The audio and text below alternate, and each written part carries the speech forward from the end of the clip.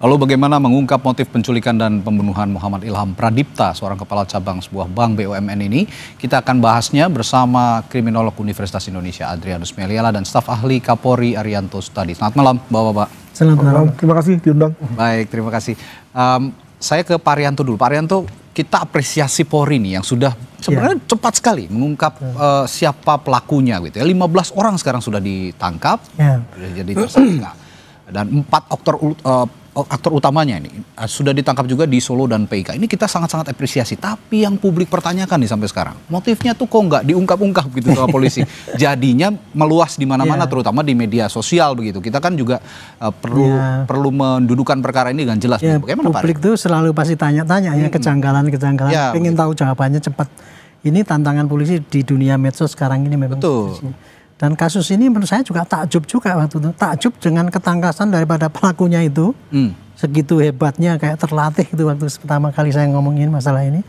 Dan kemudian banyaknya dan kemudian seakan-akan terorganisir. Betul. Karena kan ada, dulu saya pernah itu saya mendengar. Ada kelompok pengintai, ada kelompok penculik, ada kelompok eksekutor. Dan ada kelompok yang intelektual dadernya kurang lebih kayak gitu. Cuman saya nggak menduga secepat itu mereka ketangkep kayak gitu. Itu makanya kita apresiasi itu. Sekarang setelah ketangkep sekarang ini polisi tugasnya adalah sudah ada pelakunya sudah lumayan nih ya. Nah, sekarang tinggal polisi itu mencari alat-alat bukti yang lengkap untuk menentukan siapa berbuat apa. Itu. Dia harus menerangkan itu selama ini.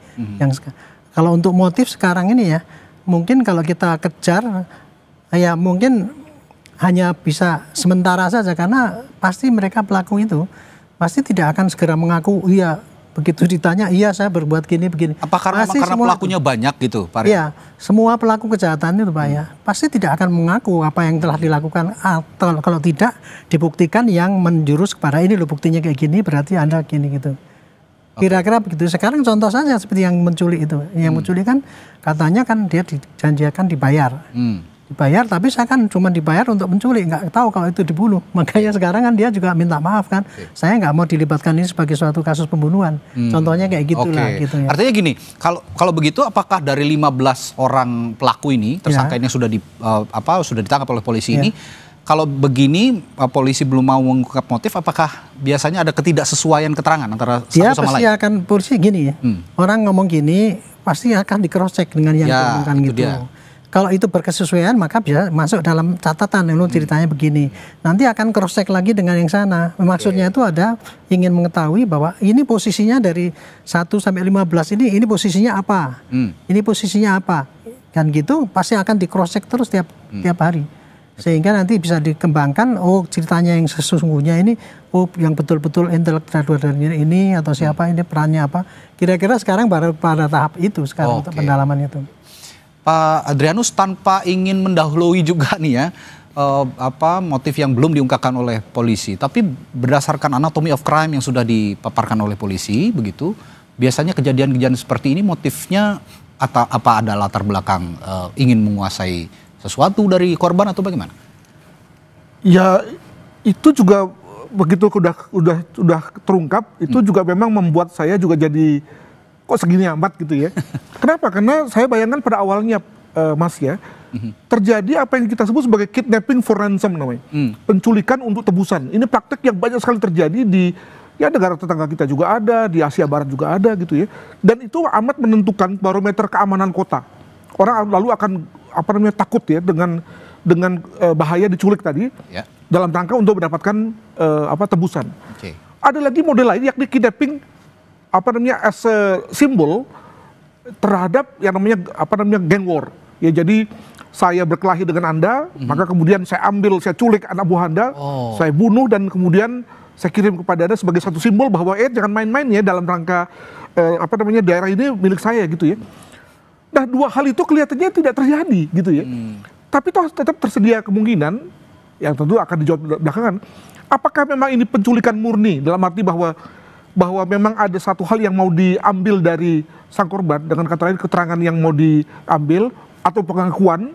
Maka tadi kalau dikatakan bahwa eksekutor itu lebih, apakah eksekutor dalam arti bahwa dia yang akan menginterogasi atau eksekutor dalam arti dia akan menghabisi dalam arti mati gitu ya.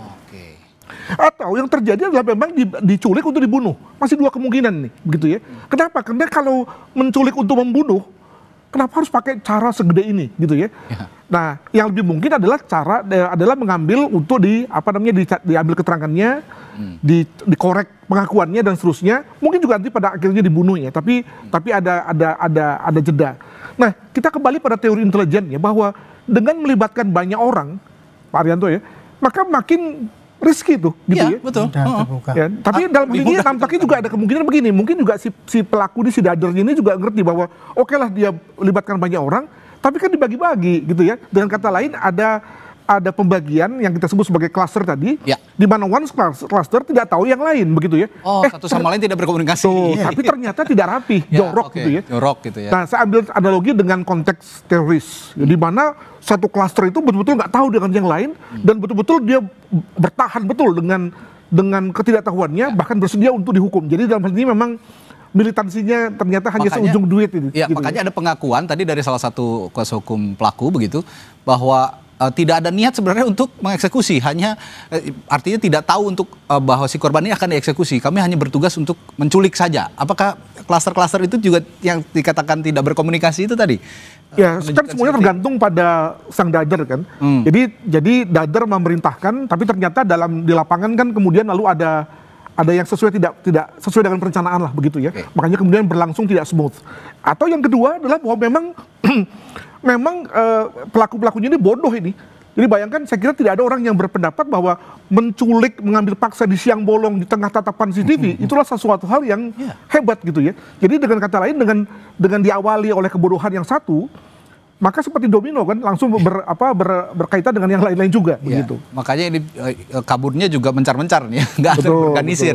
Biasanya kan kalau terorganisir juga kaburnya juga terorganisir lah ya, ditempatkan di mana. Nah, saya ke Pak Arianto lagi. Pak Arianto, kalau sekarang polisi sudah mengungkap profil ya, ada profil otak pelakunya ini, akun pelakunya. Dia itu seorang pemilik bimbingan belajar katanya, lalu profil di daerahnya di Jambi, dia itu seorang yang dermawan begitu.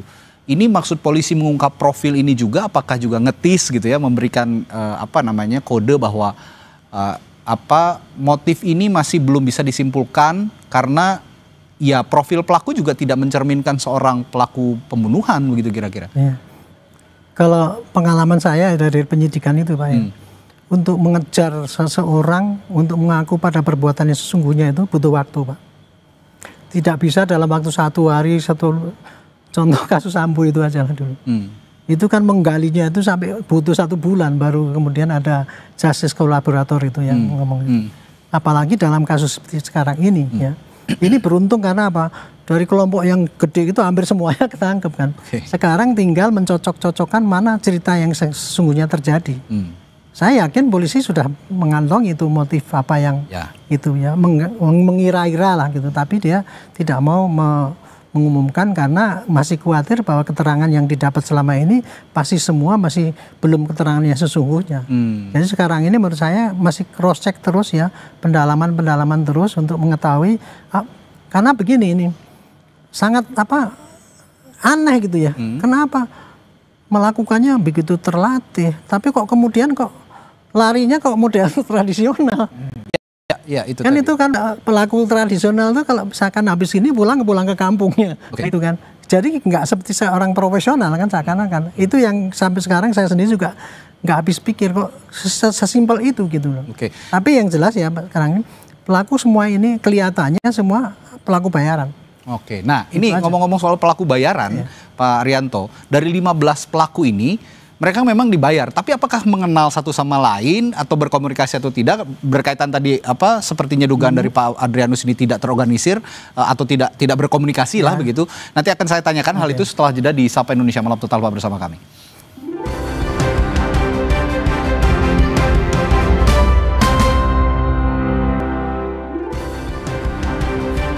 Tadi sebelum jeda saya bertanya ke staf ahli Kapolri Pak Arianto tadi, Pak Arianto, soal tadi 15 orang tersangka ataupun pelaku yang sudah ditangkap polisi ini. Kalau dikatakan Pak Adrianus tidak berkomunikasi, oke lah tidak berkomunikasi. Tapi kalau informasi dari penyidik misalnya, apakah mereka saling berkenalan atau saling kenal satu sama lain itu bagaimana Pak komunikasi? Kalau saya malah dengarnya dari keterangannya advokat yang mengadvokasi 3 orang yang diduga penculik itu ya. Dia kan hanya ini orang-orang ini tadinya kan cuma dijanjikan cuma mengambil doang itu, nggak ngerti kalau itu mau untuk dibunuh ya. Dan dia kaget ketika sampai sana ternyata beritanya kayak gini kayak gitu. Makanya sampai pengacaranya juga meminta maaf bahwa klien saya ini tidak terlalu bersalah lah, kan gitu kan. Dan itu biasa seorang advokat pasti akan sekecil mungkin apa yang diadvokati itu bisa dihukum yang berat kan gitu kan. Nah tapi yang jelas Pak, antara klaster yang antara klaster yang tugasnya itu mengamati, kemudian menculik, kemudian yang eksekutor itu pasti tidak akan tidak ada hubungan saling mengenal. Mungkin mengenal ya satu sama lain, tetapi dia nggak ngerti yang ini nanti ditugasi apa itu pasti nggak ngerti. Dan itu dalam tanda kutip ya, dalam hal ini melakukan kejahatan dan bertindak fatal untuk mereka sendiri masing-masing gitu ya. Ya buktinya advokatnya kayak gitu, dia nggak terima kalau anak buahnya. Dan hingga saat ini juga sepertinya kuasa hukum masing-masing yang ada 3 klaster yang dikatakan sendiri-sendiri kan sendiri-sendiri, tidak ada advokasi yang berbarengan begitu ya. Nah Pak Adrianus, kalau melihat profil pelaku sebagai otak ya, kita bicara otak pelaku ya, sebagai pemilik bimbingan belajar begitu, ataupun seorang yang punya kondisi latar belakang ekonomi yang cukup baik begitu. Lalu juga di satu sisi ini seorang kepala cabang bank BUMN yang juga punya posisi prestisius begitu. Nah kalau dia lihat aktor pelaku dan juga korban yang sama-sama punya, ya boleh dikatakan high profile sebetulnya. Ini modus kejahatan seperti apa yang bisa kita simpulkan sementara ini kalau biasanya? Jadi kalau kita bicara mengenai motif, maka mesti dibagi 2 nih. Pertama motif tentang pembunuhannya sendiri. Tadi saya katakan bahwa ini penculikan yang kemudian dilanjutkan dengan pembunuhan atau pembunuhan gitu ya. Atau motif terkait dengan hubungan di antara keduanya. Ini yang menurut saya sama sekali belum jelas Pak Arianto. Ya, bagaimana caranya sehingga kedua orang ini berhubungan? Apakah dalam konteks hubungan pekerjaan, dengan kata lain saya sebagai banker dan Anda sebagai customer yang akan minta kredit misalnya, atau sebagai teman pertemanan dalam arti ya circle biasa gitu ya, atau apa sebetulnya? Nah, mari kita bayangkan bahwa si hubungannya adalah hubungan kerja, dengan kata lain profesional gitu. Ya si pelaku ini meminta kredit begitu ya.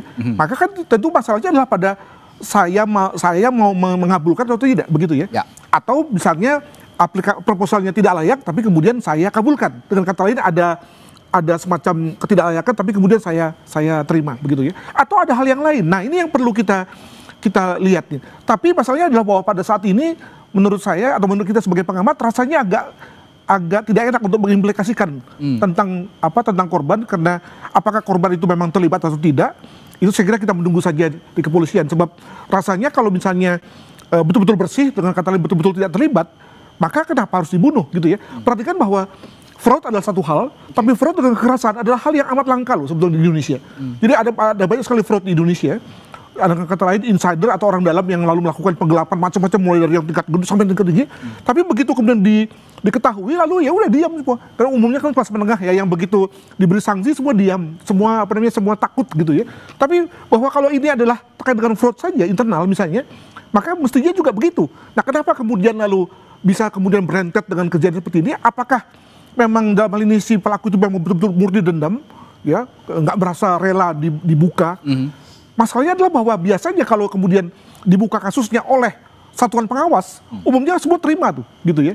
Atau dibuka oleh atasannya. Nah, kenapa kemudian ada yang dibuka lalu nggak terima? Ini apa ya, gitu ya. Nah, itu yang saya kira masih menjadi semacam pertanyaan yang kita tunggu dari kepolisian. Demikian. Ini masih puzzle lah boleh dikatakan. Tapi gini lah, Pak Adrianus, kalau dari perspektif psikologi forensik, saya ingin tanya juga, mengapa pelaku memilih modus penganiayaan yang boleh dikatakan brutal ya, ini dengan benda tumpul, kadang-kadang luka benda tumpul tadi yang diungkap oleh polisi.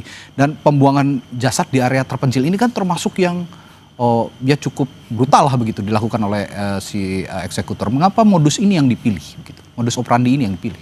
Saya setuju dengan Pak Arianto, dampaknya ini memang karena terlalu yakin ya. Terlalu yakin diri, terlalu percaya diri, dan tidak menerima pandangan orang lain. Jadi dengan kata lain si aktor ini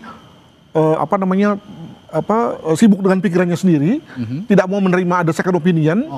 Dan di pihak lain ada orang-orang yang ya tinggal iya saja mengikuti perintahnya tanpa lalu bisa memberikan semacam masukan bahwa Pak begini bahaya dan seterusnya. Nah, maka jadilah lalu kemudian modus yang kemudian dengan mudah bisa ketahuan. Mungkin begitu. Gitu. Baik. Saya coba tanya ke Pak Rianto juga dari perspektif memastikan keadilan bagi keluarga korban juga nih Pak Rianto. Ya. Polisi juga kan harus menghadirkan itu, keadilan bagi keluarga korban. Kira-kira untuk memastikan hal itu yang menuntut hukuman seberat-beratnya keluarga korban ini, bagaimana polisi seharusnya mengkomunikasikan itu kepada korban dan juga kepada publik? Kalau seperti kayak gini ya, ini polisi kepada korban tidak ada sungkan-sungkan lagi untuk mengkomunikasikan apa adanya yang terjadi. Justru pada posisi kayak gini nih, polisi kalau mendekati korban ingin mengorek kira-kira apa masalah pribadi dari korban itu. Beda dengan kalau yang kasus kemarin kan karena masalah pribadi kemudian menyinggung ini sehingga bisa ditutup-tutupi. Kalau sekarang kan ini karena jelas dibunuh. Ya. Itu korban, orang yang baik dan kemudian korban. Pasti dari pihak korban menghendaki ini siapa pelakunya harus dihukum sesuai dengan setimpal dengan ini ya kan. Nah, makanya itu sekarang polisi harusnya ya ini sangat intens sekali untuk mengetahui apa permasalahan yang korban ini. Ya. Kalau dugaan saya ya ini kalau sampai ini ada intelektual dader kemudian memerintahkan orang sampai 15 itu kan jelas polanya kan sudah jelas nih. Ada yang ingin membunuh dan kemudian dia memerintahkan kepada 4 grup ini tadi dan dengan membiayai gitu kan. Tapi kok kemudian endingnya kepada sampai membunuh. Itu kan kemungkinan kan mungkin dia mau menutup seperti tadi Profesor mengatakan bahwa untuk membungkam lah misalnya gitu, atau maunya diajak kerjasama tapi tidak mau. Tapi seandainya ya diajak kerjasama tidak mau, kok kemudian kok pada sampai membunuh itu apa? Kan lebih berat mungkin ya, dia jangan sampai membuka rahasia atau apa mungkin itu yang lebih itu ya, sehingga risikonya lebih besar kalau dia hidup gitu kan. Yang saya heran itu sudah rencananya kayak gitu kok kemudian kok dia tidak secara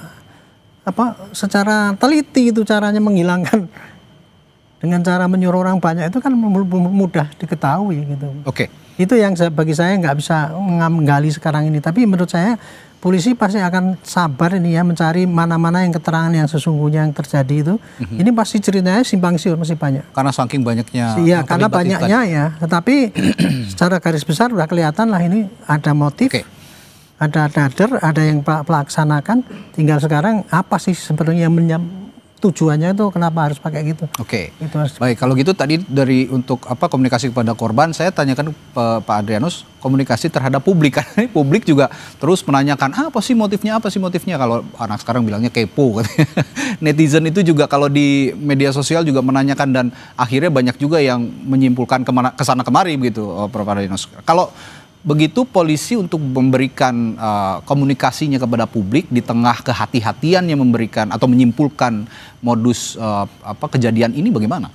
Khususnya ketika tadi saya sudah membuat satu semacam sinyalemen bahwa kalau memang korban sama sekali tidak terlibat dalam arti dia berada pada posisi sebagai pengawas, melihat adanya kejanggalan ya aliran dana kah atau ada proposal yang di markup kah, yang memang merupakan fraud yang bersifat standar di perbankan, it's okay, ya. Dan tadi dikatakan oleh Pak Arianto, maka polisi juga akan dengan gampang ngomong pada keluarga, ngomong pada teman-teman, dan sekaligus nanti kemudian diakhiri dengan ngomong pada publik.